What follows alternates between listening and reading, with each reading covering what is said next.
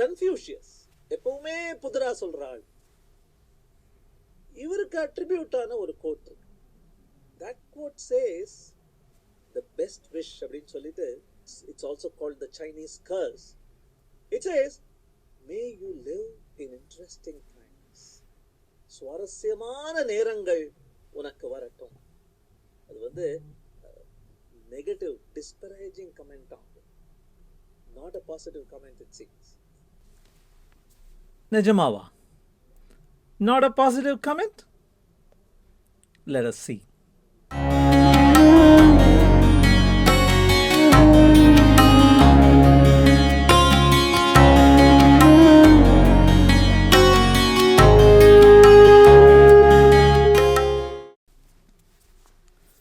வணக்கம்.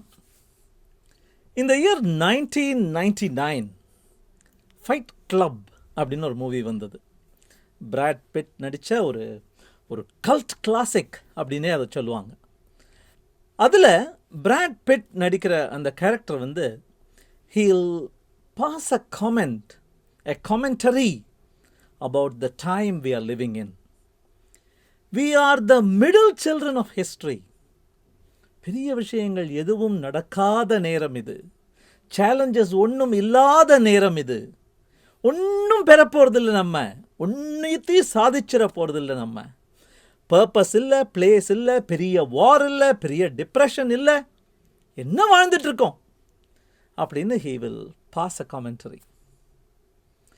He is living in too peaceful a time, too uneventful a time அப்படிங்கிற commentary தான் அது. Winston Churchill world war 2ஓட political hero அப்படின்னே போற்றப்பட்டவர். He was the one person who stood between Hitler and world domination அப்படின்னே சொல்கிறாங்க. ஜெயிச்சு கொடுத்தார் வேர்ல்ட் வார் 2வை, பிரிட்டனுக்கு ஜெயிச்சு கொடுத்த பிரீமியர் அவர். வார் முடிஞ்சு there was an election. Who will be the next prime minister அப்படிங்கிற எலெக்ஷனில் படு தோல்வி அடைகிறார்.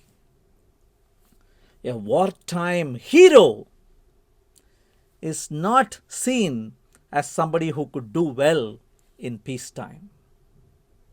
Okay, அது ஹிஸ்டரி. சிலிக்கன் வேலிக்கு போகலாமா? சிலிக்கன் வேலியில் கில் அமிலியோங்கிற Apple CEO, Steve Jobs, please come back, take over from me, I'm not able to handle it anymore அப்படின்னு Peacetime CEO ஒரு Wartime CEOவை கூப்பிடுறார். அதை பற்றி ரொம்ப வருடங்கள் கழித்து பில் கேட்ஸோட ஸ்டீவ் ஜாப்ஸ் ஜோக் பண்ணுறார். என்ன சொல்கிறாருன்னு பாருங்க.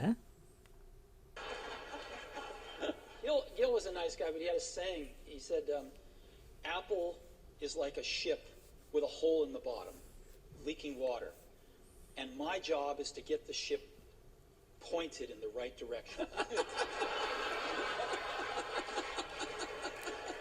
Right? உங்களுக்கே சிரிப்பு வருதுன்னு நினைக்கிறேன். அதாவது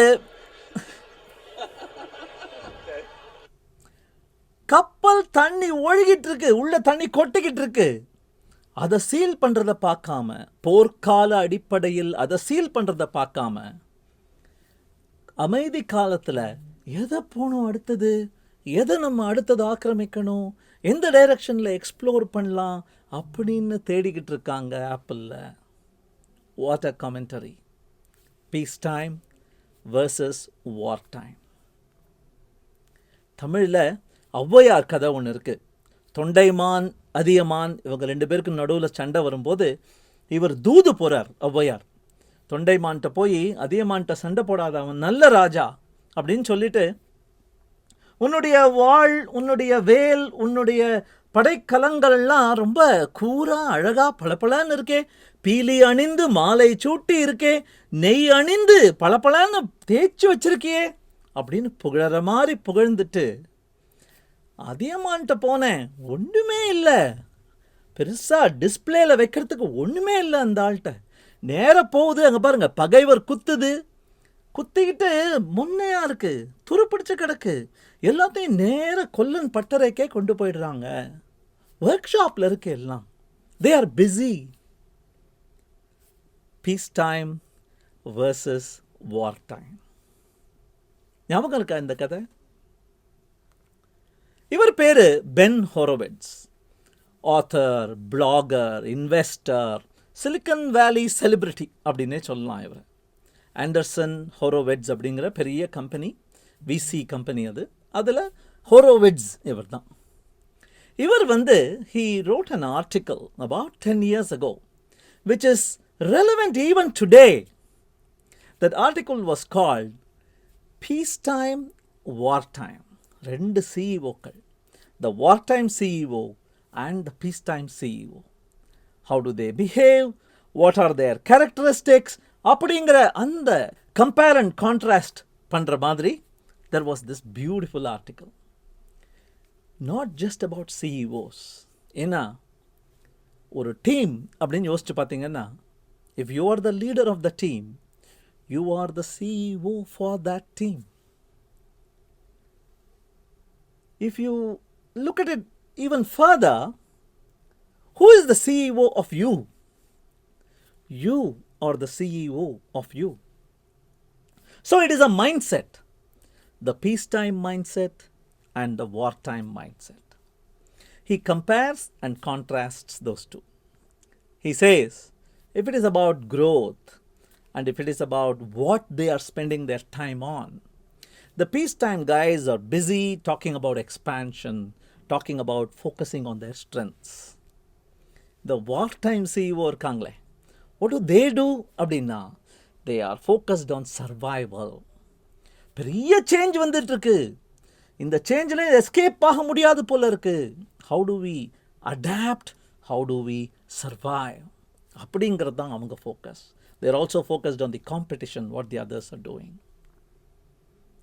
If it's about following rules and guidelines, the peacetime CEOs, பெரிய பெரிய மேனேஜ்மெண்ட் குருஸ்லாம் சொல்லி தந்துட்டு போன நல்ல ரூல்ஸ் இருக்கு. Let us follow them.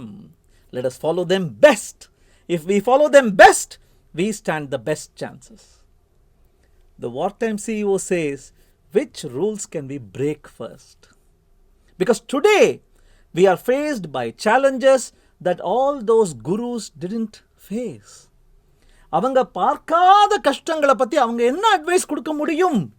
So we have to break some rules if needed. அப்படிங்கிறார் wartime CEO. If it's about management and micromanagement, the peacetime CEO says, I focus on the big picture. I empower people. I democratize the work that gets done. அவங்க பண்ணுங்க, உங்க கையில் power கொடுக்குறேன். கான்ட்ரவர்சியலாக இருக்க கேட்க, the wartime CEO says, nothing doing, நீங்களே படிச்சுக்கணும் வேணும்னா, I will focus even on that.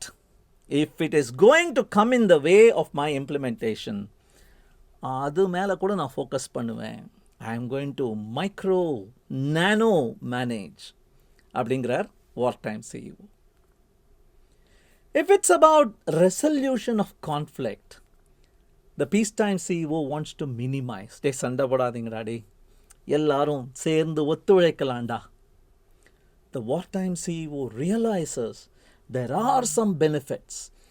சண்டையை மூட்டி விட்டு ஒன்னையும் இன்டர்னல் கான்ஃப்ளிக்ட் பண்ணி ஒன்று ஜெயிச்சு வெளில வந்தா that will stand the assault in the marketனு புரிஞ்சுக்கிட்டு he heightens all these contradictions and conflicts. If it's about decision making, the peacetime CEO wants to decide by committing. ஏதாவது ஒன்று முடிவு பண்ணணும்னா அதுக்கு ஒரு கூட்டம் அமைத்து, அதுக்கு ஒரு குழு அமைத்து, அவங்களுக்கெல்லாம் ஓட்டு கேட்டு consensus majority wins. The wartime CEO cannot tolerate such activities. Dissent tolerate பண்ண மாட்டாங்க. They are dictatorial sometimes because the wartime emergency needs such action. What about competition? Focusing on the competition. What does the peacetime CEO think? The peacetime CEO thinks, நம்ம எல்லாம் கப்பல்கள், கடல் ரொம்ப பெருசு. சில கப்பல்களை பார்க்க கூட பார்க்காது. சண்டையே போட வேணாம், அவ்வளோ பெரிய கடலில் போயிட்டுருக்கோம், ocean. What does the wartime CEO think about their competition அப்படின்னா, again I quote directly from that essay. He says, somebody is sneaking into my house trying to kidnap my children. அந்த அளவுக்கு நான் paranoid-ஆ இருப்பேன். What do I think about my competition? அப்படின்னா, they are out to eat my lunch, they are out to steal my children, break into my house. அந்த அளவுக்கு பயப்படுவேன், அந்த அளவுக்கு paranoid-ஆ இருப்பேன். Basically, it is an approach to work. Peacetime ஆளாவும் இருக்கணும், Wartime ஆளாவும் இருக்க தெரியணும். ஒரே ஆள் ரெண்டாவும் இருக்க முடியுமா? முடியும். It comes with practice. So to summarize then, you have to fight against peace, because that consistent boredom is a cancer. You have to make peace with war. சண்டை, சச்சரவு, போர், அதில் தான் மாற்றங்களும் முன்னேற்றங்களும் நடக்க சான்ஸ் இருக்கு அப்படிங்கிறதையும் நீங்கள் புரிஞ்சுக்கணும். தேங்க்யூ.